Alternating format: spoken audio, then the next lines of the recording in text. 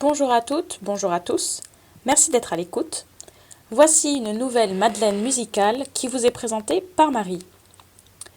Je souhaite vous faire découvrir ou redécouvrir la pièce Madone de Miséricorde de Thierry Machuel et à travers elle vous faire partager une de mes expériences les plus émouvantes de chant choral. Pour celles et ceux qui ne le connaissent pas, Thierry Machuel est un compositeur français né en 1962. Il écrit principalement pour chœur et compose à partir de textes d'auteurs et d'autrices contemporaines dans de nombreuses langues. Son répertoire s'attache à mettre en valeur les liens entre poésie, langue et culture.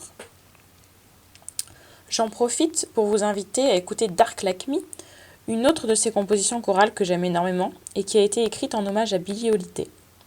Il s'agit d'une longue fresque en différents tableaux évoquant la condition des Noirs aux États-Unis au début du XXe siècle. Les effets de chœur dans cette œuvre sont incroyables. On entend les bruits de la ville comme si on marchait dans les rues de Chicago. Mais revenons à notre Madeleine.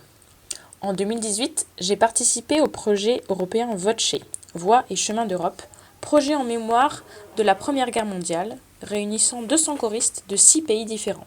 Allemagne, Bosnie-Herzégovine, France, Hongrie, Pologne, Roumanie. À cette occasion, nous avons interprété l'oratorio Mémorial, commande à Thierry Machuel pour le projet.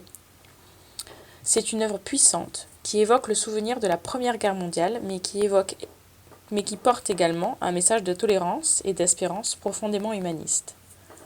Au fil de l'œuvre, les chœurs des différents pays interviennent parfois seuls dans leur langue maternelle, parfois en dialogue avec un ou plusieurs autres chœurs.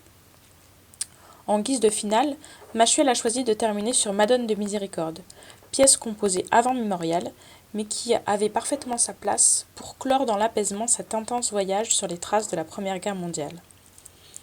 Pour le final donc, les 200 choristes, allemands, français, polonais, roumains, bosniens, hongrois, ont chanté ensemble d'une seule voix cette pièce d'une grande douceur.